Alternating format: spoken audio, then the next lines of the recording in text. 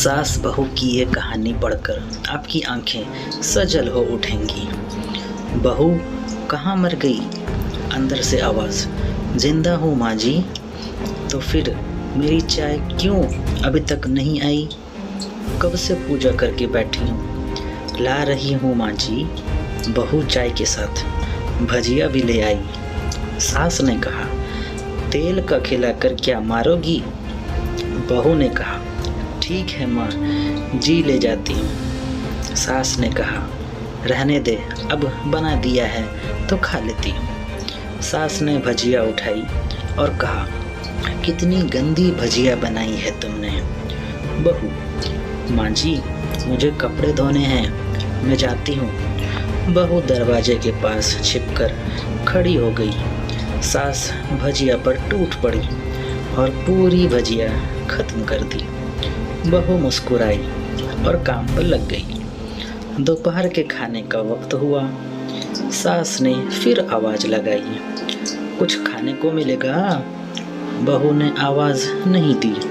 सास फिर चिल्लाई, भूखे मारोगी क्या? बहू आई सामने, खिचड़ी रख दी। सास गुस्से से, ये क्या है? मुझे इसे नहीं खाना, इसे ले जाओ। बहू ने कहा, आपको डॉक्टर ने दिन में खिचड़ी खाने को कहा है, खाना तो पड़ेगा। सास मुंह बनाते हुए, हाँ तू मेरी माँ बन जा। बहू फिर मुस्कुराई और चली गई। आज इनके घर पूजा थी। बहू सुबह 4 बजे से उठ गई। पहले स्नान किया, फिर फूल लाई, माला बनाई, रसोई साफ की, पकवान और भोज बनाया। सुबह के 10 बज गए। अब सास भी उठ चुकी थी। बहू अब पंडित जी के साथ भगवान के वस्त्र तैयार कर रही थी।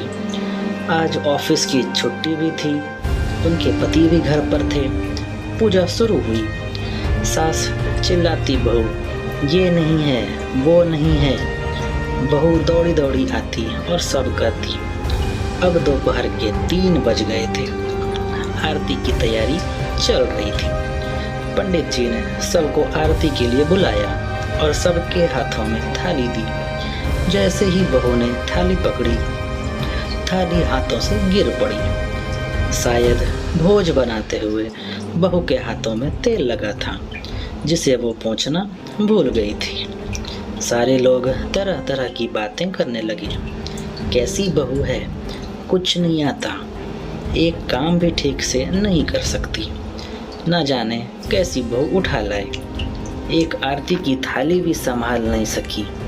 उसके पति भी गुस्सा हो गए, पर सास चुप रही, कुछ नहीं कहा, बस यही बोल के छोड़ दिया, सीख रही है, सब सीख जाएगी धीरे धीरे। अब सबको खाना परोसा जाने लगा। बहू दौड़ दौड़ के खाना देती, फिर पानी लाती।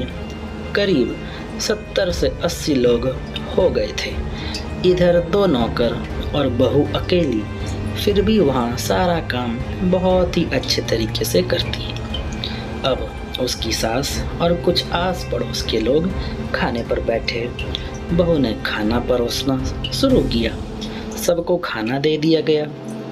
जैसे ही पहला निवाला सास ने खाया, तुमने नमक ठीक नहीं डाला क्या? एक काम ठीक से नहीं करती, पता नहीं मेरे बाद कैसे ये घर संभालेगी। आस पड़ोस वालों को तो जानते ही हो ना साहब, वो बस बहाना ढूंढते हैं नुक्स निकालने का।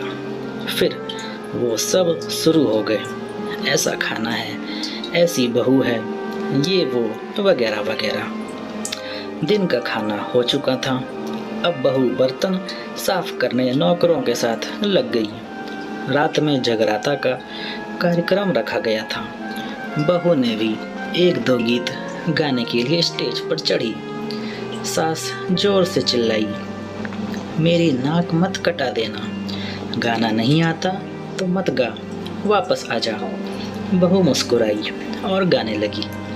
सबने उसके गाने की तारीफ की, पर सास मुंह फुलाते हुए बोली, इससे अच्छा तो मैं गाती थी जवानी में, तुझे तो कुछ भी नहीं आता। बहू मुस्कुराई और चली गई। अब रात का खाना खिलाया जा रहा था। उसके पति के ऑफिस के दोस्त साइड में ही ड्रिंक करने लगे। उसका पति चिल्लाता, थोड़ा बर्फ लाओ, तो सास चिल्लाती, यहाँ दाल नहीं है। फिर चिल्लाता, कोल्ड ड्रिंक नहीं है, पापड़ ले आओ। इधर उधर आखिरी में उसके पति की शराब गिर पड़ी उसके एक दोस्त पर और बोतल टूट गई। पति गुस्से में दो झापड़ अपनी पत्नी को लगाते हुए कहता है, जाहिल कहीं की, देख कर नहीं कर सकती, तुझे इतना भी काम नहीं आता। सारे लोग देखने लगे। उसकी पत्नी रोते हुए कमरे की तरफ दौड़ी।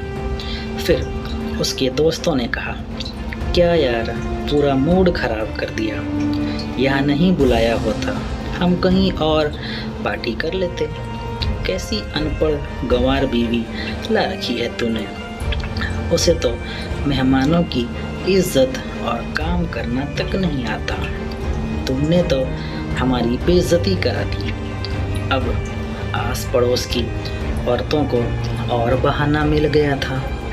वो कहने लगी, देखो क्या कर दिया तुम्हारी बहू ने, कोई काम की नहीं है। मैं तो कहती हूँ अपने बेटे की दूसरी शादी करा दो, छुटकारा पाओ इस गंवार से। सास उठी और अपने बेटे के पास जाकर उसे थप्पड़ मारा और कहा, अरे नालायक, तुमने मेरी बहू को मारा, तेरी हिम्मत कैसी हुई, तेरी टांग तोड़ दूंगी। उसके बेटे के दोस्त कुछ कहने ही वाले थे कि उसकी माँ ने घूरते हुए कहा, चुप, बिल्कुल चुप, यहाँ दारू पीने आए हो, जबकि पता है आज पूजा है और तुम्हें पार्टी करनी है। कैसे संस्कार दिए हैं तुम्हारे माता पिता ने। और किसने मेरी बहू को जाहिल बोला, जरा इधर आओ, चप्पल से मारूंगी अगर मेरी बहू को किसी ने शब्द भी कहा तो। अरे पापी, तूने उस लड़की को बस इसलिए मारा कि तेरी शराब टूट गई। पापी, वो बच्ची सुबह 4 बजे से उठी है, घर का सारा काम कर रही है, ना सुबह से नाश्ता किया, ना दिन का खाना खाया, फिर भी हंसते हुए, सबकी बातें सुनते हुए, ताने सुनते हुए घर के काम में लगी रही। तेरे यार दोस्तों को वो अच्छी नहीं लगी, जूते से मारूंगी तेरे दोस्तों को जो कभी उन्होंने ऐसा कहा। उसके यार दोस्त चुपके से खिसक गए। अब सास बहू के कमरे में गई और बहू का हाथ पकड़कर बाहर लाई। सबके सामने कहने लगी, किसने कहा था अपनी बहू को घर से निकाल के दूसरी बहू ले आना, ज़रा सामने आओ। कोई सामने नहीं आया। फिर सास ने कहा, तुम जानते भी क्या हो इस लड़की के बारे में, ये मेरी माँ भी है, बेटी भी। माँ इसलिए मुझे गलत काम करने पर डांटती है और बेटी इसलिए कभी कभी मेरी दिल की भावनाएं समझ जाती है, मेरी दिन रात सेवा करती है, मेरे 1000 ताने सुनती है, पर एक शब्द भी गलत नहीं कहती, ना सामने ना पीठ पीछे। और तुम कहते हो दूसरी बहू ले आऊं। याद है ना छुटकी की दादी, अपनी बहू की करतूत। सास ने गुस्से से पड़ोस की महिला को कहा, अभी पिछले हफ्ते ही तुम्हें मियाँ बीवी भूखे छोड़ घूमने चले गए थे। मेरी इसी बहू ने 7 दिनों तक तुम्हारे घर पर खाना पानी, यहाँ तक कि तुम्हारे पैर दबाने जाती थी, और तुम इसे जाहिल बोलती हो। जाहिल तो तुम सब हो जो कोयले और हीरे में फ़र्क नहीं जानते। अगर आइंदा मेरी बहू के बारे में किसी ने एक लफ्ज़ भी बोला तो मुझसे बुरा कोई नहीं होगा, क्योंकि ये मेरी बहू नहीं, मेरी बेटी है। बहू सिसकियाँ लेते हुए फिर कमरे में चली गई। सास ने एक प्लेट उठाई और भोजन परोसा और बहू के कमरे में खुद ले गई। सास को भोजन लाते देखा तो बहू ने कहा, अरे माँ जी, आप क्या कर रही हो, मैं खुद ले लेती। सास ने प्यार से ताना मारते हुए कहा, डर मत, इसमें जहर नहीं है, मार नहीं डालूंगी तुझे।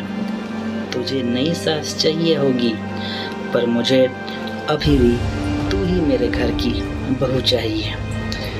बहू ने अपनी सास को रोते हुए गले से लगा लिया। सास भी रो दी पहली बार और कहा, चल खाना खा ले।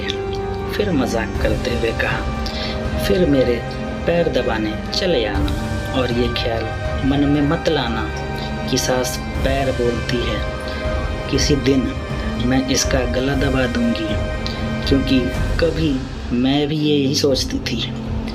दोनों खूब हंसने लगती हैं। आशा करता हूँ कि आपको कहानी पसंद आई होगी।